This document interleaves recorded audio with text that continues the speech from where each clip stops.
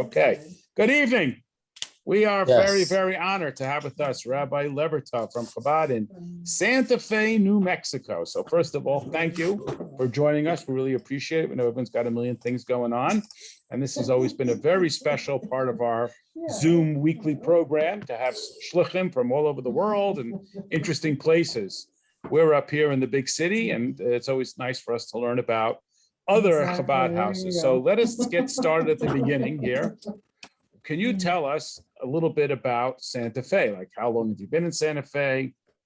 What the Jewish community looks like in Santa Fe, and so on. We're getting a little background noise there, Rabbi. I don't know if there's someone else in the room with you. I don't want to interfere. Yes. So we hear I'm not home. Conversation. So thank you very much for hosting me. I'm really honored to be part of this. I have a very special connection to Chicago, as you know. You've taught 4 or 5 of my girls, and my daughter, who you taught a few years ago, is now teaching as a teacher at LGHS. She's also a dorm counselor, so Sarah. So a very strong connection to. I feel like half of our life is Chicago, and so I'm really honored that you called up. You called on me. Today is the 7th of Cheshvan, or was 7th of Cheshvan. So I'm going to start with a little L'chaim. L'chaim. Amen. Now it's going to be a great all those interview. Who need, all right, all those who need health should have health, and all those who need everything else should be all with the brachas. We're so Zion Cheshvan is the day that we continue the rest. We finished the actual official end of all the holidays, where the last Jew gets to the last place that was out there. And I feel like you honored me by calling on me, because I'm like one of the 5 Jews out there. Although from Chicago, it's not that bad. But Santa Fe is a little tiny city. We have 100,000 people, and it's not 100,000 people because and with a lot of people around it, but it's like sort of an island. There's no major cities around it. It's a beautiful city. It's a city in 7,000 feet up in the mountains. Oh wow! It's second oldest city in the country. Very old city, 400 years old, and most of the houses look like these adobe houses. That's where it's adobe, Pueblo style, Indian style, and so on. We have 3 cultures here. We have the Indians, the Hispanic, and the Anglo. I've been here for almost 25 years. It's been amazing, really connection. We really feel part of the Rebbe Shlichus. Is very happy, very exciting to be part of this, and to be able to see every day, to try to reach out to another Jew, find another Jew, because there's a lot of, unlike the big cities like Chicago, where you have Jews galore, we have very few Jews, and there are far and few in between. Approximately how many Jews you got in Santa Fe? So last time I counted, they say there are about 5,000 Jews here. Oh wow! Which is a high percentage in such a small city. In fact, the mayor of the city is Jewish. Oh, look at that! And the city manager is Jewish. So the Jews have a lot of influence. But as far as numbers go, it's a low number, and they're not too many people who actually grew up here. The people, most of them are transplants, so they haven't really established families. So it's not like you get together the families. It's more of individuals. A lot of retirees. A lot of people have second homes. Beautiful up in the mountains. We're 7,000 feet off sea level. So do you get snow in Santa Fe? We have snow. We have beautiful skiing. The mountains already have some snow, and it's beautiful sun and ski together. So what attracted Jews to move to Santa Fe? So what attracted Jews to move to Santa Fe? So in the 1880s, the German Jews came because they were doing commerce. They were moving out west, and somehow we got permission to get into what was then Mexico or New Mexico, whatever it was. And the Jews started trading, and the Indians, the Native Americans, trusted them. Unlike the Hispanics who took advantage of them, or the Americans, the Jews somehow had a strong connection, and they were able to do a lot of commerce. So they came out here, and they established some homes, some businesses, and so on. So they have established themselves here, and people just come here because there's a lot of art. Jews go to art, There's a world famous opera, chamber music, symphony, the third largest art center in the United States with about 150 art galleries. Georgia O'Keeffe is a big name here. So that's how Jews come. There's arts and there's places to live, and it's quiet, and they can go away from the rush of their homes in Chicago or New York and come to a quiet little place and live out here. So take us back, if you would, 25 years ago. So you show up with your wife, you're young, enthusiastic, filled with passion. You show up to a community. How does Chabad of Santa Fe get started? And we got a glimpse of that beautiful building that you have now. Can you sort of give us a little bit of the evolution of how you've arrived there, who was waiting for you, and what sort of led to build up to the beautiful community you have today? So it's a story in itself how we came here. Miracles of miracles, Hashgacha Pratis, one after another. Like when we just ended up, I had no idea what Santa Fe was. We came out here, we've met the worst of Jews. I went knocking on doors, found one after another, lost another one, got another one, came together. We started doing menorah lightings and Hebrew schools and women's circle, and slowly, there's people coming together, and then you have a davening, and some people congregate, some people leave. It's a very sort of a transient community. People come and go. So, like every other Chabad house, slowly we get. So I want to share a short story.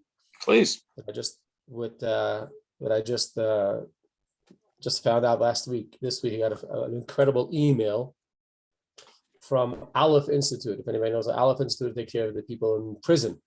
So this woman is thanking Aleph for all their help, and she's saying that she's now out of prison and she wants to help out. She wants to be part of Aleph and see if she could volunteer for whatever Aleph did, because she remembers all the kindness that they did, especially the kindness that she mentions my name, Rabbi Levertov and his wife, how they made we sent her a beautiful Seder.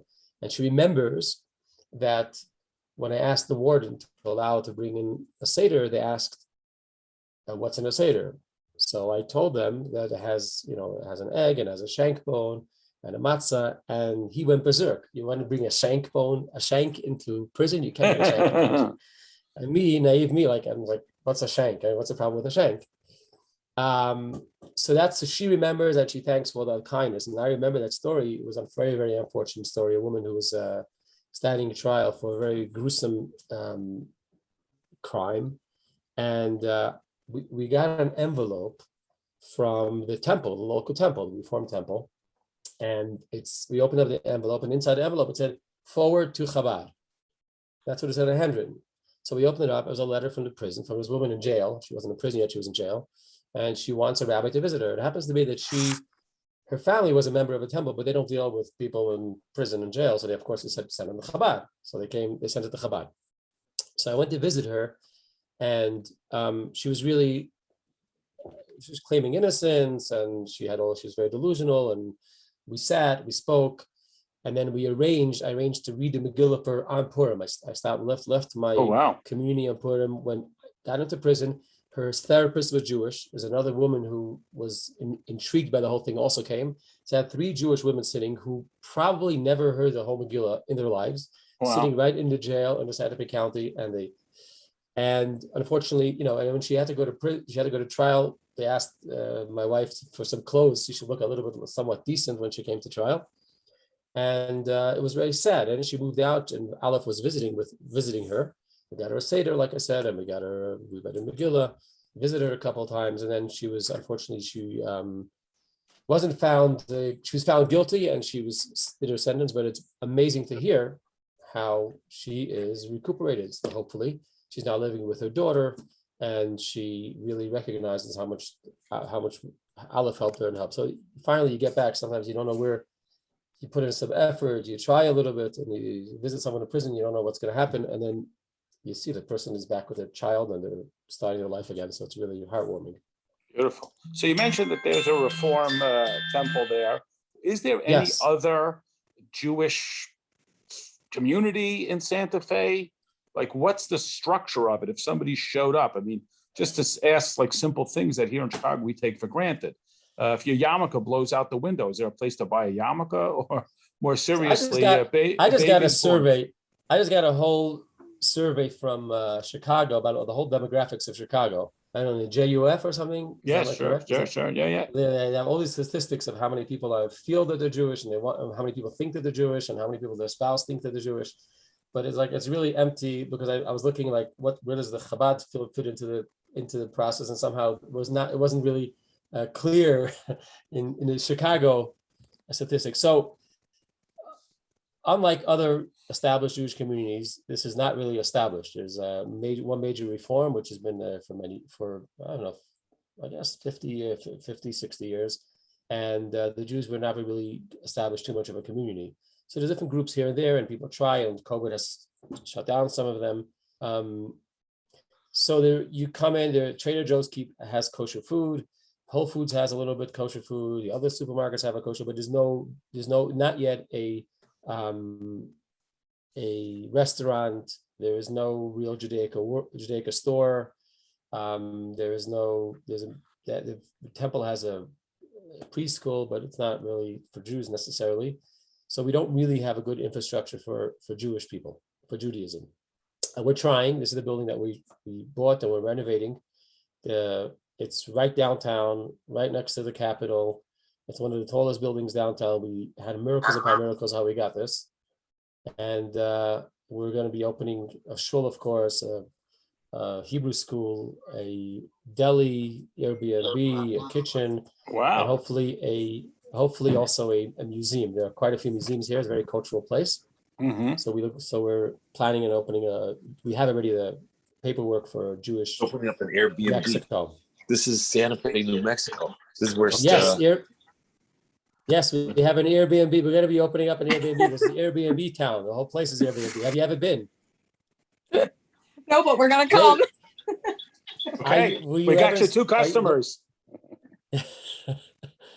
Have you ever been to Santa Fe, Jay? No. What? You've been everywhere. You never been to Santa Fe? No, we've never been there. You're on the bucket list. You're on the list. I just read an article about how people are moving to Santa Fe, and they mentioned specifically people from New York and Chicago. Just this New Mexico. Well, we can't have them to keep. They can only come for Airbnb. We're not giving them up here. What do you do? No, everybody has a second home. You have to have a second home. And no one's like, there's no real industry here. So people are still involved in business or commerce that don't really come here. They're either a retiree or a artist, but that's not a real So what business. do you do for matzah? What do you do for lulav and esrog? What do you do when a boy is born and you get a moil? Like, how would these things get arranged in a place like Santa Fe? What's the closest? Maybe let's back up. What's the closest sort of, I'll call it maybe more well-established or well-known Jewish community to Santa Fe? Denver. How far is Denver? Denver, a 6-hour drive and an hour flight. So for Denver, people, we could bring a mile from Denver. We could bring it from Houston. We had from LA, mile. And then when it comes to matzah, you just ship it in. Today's no big deal to ship in matzah. We ship in. You get your lulav and esrog probably from Israel, and when it comes via New York, so we also get our lulav and esrog from Israel via New York. So today everything usually shipped. Amazon works very well. And for kosher food, we have pallets that come in, and we have we have freezers, and we sell some kosher food. And like I said, we get some locally as well. So what does like a day in Chabad of Santa Fe look like now? I mean, you've been there, like you said, 25 years. Thank God you've established yourself. You have a shul. What does a day in Santa Fe Chabad look like? So what's interesting about the people here, which probably is the case in many other communities, but people don't like to go out that much and like to be home. And they're not really interested in making more connections. They've lived most of their life, or they want to be secluded. It's a very quiet place. So we don't wait for them to come out. We actually reach out to them. We consider the whole Santa Fe a big Chabad house, and every Jew who lives in Santa Fe is a member. So we do a lot of outreach. We visit people. We reach out to people on the phone. We invite them to come and to study. We have people walking in needing a yarmulke, like you said, or needing a kaddish, or wanting to have some conversation, issues. People come and go, like any other Chabad house. But it's what's fascinating is you sometimes find that I'm saying l'chaim here. It reminds me of my sukkah's night. We had a beautiful sukkah. There were like about 70 people in the sukkah. Wow. COVID, so people were afraid. Usually it's more, but people are afraid to come out. Sukkot is a beautiful holiday. It's an outdoors holiday. It's very hard not to come out to a green holiday where you're waving plants and in all directions to your heart, and you're sitting under the sky in greenery. So it's a beautiful holiday, of course. And people who not necessarily would come for Yom Kippur, but they come for Sukkot. So we're sitting in the sukkah, and a couple who had made reservations, a couple with a baby, which is somewhat unusual here. They were visiting, and he was wearing like a ski cap, and he came in, and when he came in with his baby and his wife, I was questioning if he's Jewish or maybe if she's Jewish. They didn't look too Hamish. It didn't look like they were part of, but of course they're welcome, and we try to find out. I'm pouring some mashke. I'm going around and giving my l'chaim, and he pipes up and he says, you have Gela. What about Vaisa? Like, whoa. He's already advanced. He's a Lubavitcher. I'm like, wait a second. I'm like, Gela is like the yellow l'chaim. Why don't you have the white l'chaim? I know you're Hasidic, you usually have white. I was like, wait a second. And I spoke about, on the sukkahs, I spoke about Rosh Hashanah, Smoilei Tachas Reishi, God's hand is under our head, and Yemini Tachapkeni. And I said, Smolo Tachas Reishi, and I said, and who could continue the pasuk? And he pipes up, Yemini Tachapkeni. So anyways, it's like, I'm like, okay, who are you? Who came in? So it's always a surprise finding another Jew who's probably pretty knowledgeable. And he came through other times on Sukkot, and he's planning to move here. I was in touch with him, but these little surprises of people who are actually pretty knowledgeable, and they're just hiding out. They don't want to be recognized. They don't want to really discovered. So people are actually sort of running away. They don't want to be part of. You're outing all these Jews, huh? Yeah, we're tracking down the Jews. We do trackers on them, and we help them out. Beautiful. Beautiful. And Rosh Hashanah I have another. Yeah, please. I had an interesting story. Again, another heartwarming story. If you're interested. Yes, we are. We're always interested. Okay. So Rosh Hashanah, I was after service, second day, after the eating and the meal, we had a community meal and so on. And I took the big shofar and I went out to town to find some Jews who haven't heard the shofar. Of course, where do you find Jews? In galleries, in Whole Foods, and such places. And I was going actually with my daughter, who's a teacher in Chicago now. You're a student. There you go. She's a trooper. We walked about 4 hours, about 4 or 5 hours around town, seeking out Jews. And we went to the far end of town and in downtown, and we see this woman who's like walking very intentionally past us into the hotel. I'm like, you knew she was Jewish. She's got to be Jewish. She's got to be Jewish. Jewish. So we waited, and she came out with her drink. She came out with a drink, and she sees me coming, and says, No, I'm not. I said, are you Jewish? Yes, I am, but I'm not interested. I had a very hard day today. It's a difficult time. I said, look, you sit and drink your margarita. It's Rosh Hashanah. I'm going to sound the shofar. You need it. You look like you could use a nice inspiration, some uplifting. So she said, fine. So she made the bracha, the blessing, and then she sat down and I sounded the shofar. And she heard the shofar. I sat and chatted a little, and I left. 2 weeks later, we had a sukkah mobile in downtown. Put up a sukkah on a pickup truck, of course. And I see a lady coming over, and she's all excited. She's smiling. She wants to come up on the sukkah mobile to shake the lulav. I'm like, wait, that's you. I just the lady with the margarita. The lady with the margarita. I'm like, oh, hi, what's up? She says, yeah, I work not too far from here. I look in store, and right after I met with you, I went over to my boss and asked him if I could not work on Saturdays. Oh, wow. Because of Shabbat. And he agreed. I tell him, I know your boss, he's a Muslim. He says, yeah. And he said, no problem, don't work on Saturdays. So she's now not working on Shabbos, and she wants to have a challah. It was Friday. She wanted to know if she have a challah. And I said, absolutely, actually, I do have a challah. I gave her a challah. She says, I'm also looking for the cover of the challah. I'm like, wow, like you know more about the challah than just simple. She don't wants the cover. She also wants to have a kiddush cup. If I know if a Judaica store that has a gift shop that has a challah, I mean that she could find a kiddush cup and so on. So that was from one person, from one time, not wanting to hear the shofar. The next week I visited her again on Friday night and Friday with a challah. I came into the store and she was in the back. And the lady tells her, goes, is someone there with a bread for you? They're looking for you. So she comes out and she's like, oh, my rabbi. I'm like, oh yeah.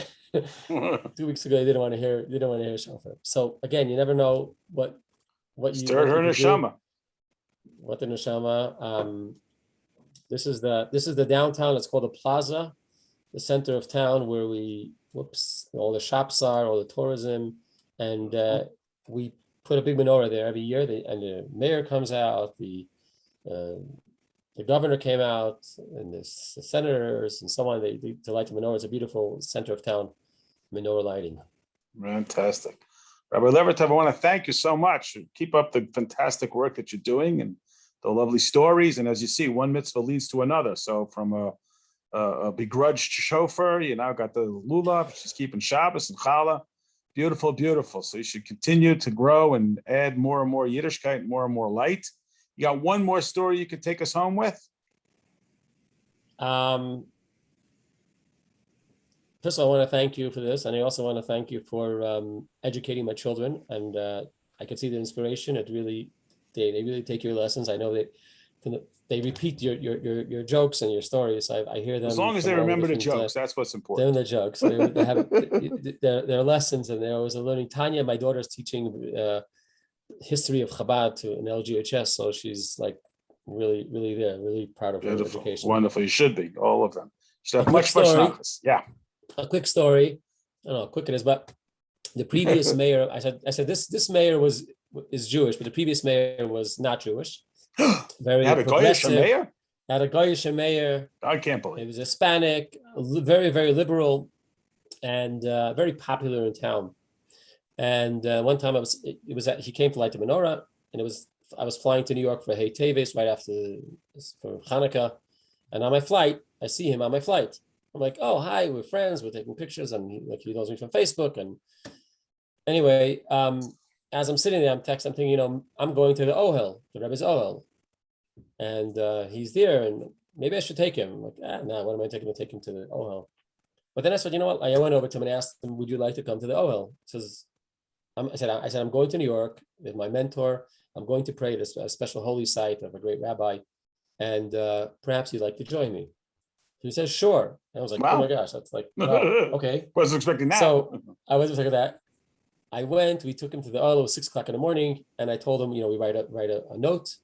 And he wrote a note, and he came, and he was very, very touched by the whole thing. We lit a candle, and as he sees all the notes, and he sees them all ripped up. And I asked him if I could take a picture. He says, take a picture, and you post it on Facebook, and I'll repost it. So oh, he was wow. very taken by it. It was like, it wasn't hiding anything. It was like, I'm here, I'm there. So he asked me a very interesting question. He asked me, he looked inside the Rebbe's Ohel. He noticed that besides papers, he's also saw newspaper clippings. He says, what are the newspaper clippings there for? So I realized, I explained to him that people not only ask for blessings, but also report to the Rebbe. And if they were in a newspaper, they reported they were in a newspaper. He was very touched by that. He came out, and then he met a bunch of friends. Every time I walked away, and he saw the rabbi from Washington, and he said, he speaks to him, and the rabbi went over to him, said hello. He said, where are you from? Santa Fe. He said, oh, do you know my friend, Rabbi Beryl? And then someone from Italy. Oh, do you know my friend? Like oh, wow, everybody knows you. Like, we know all each other. Anyway, he came back to about a half a year later, I had a wedding of my daughter, also studied in Chicago. LGHS. And I asked him if he could speak at the wedding. Chicago, LGHS.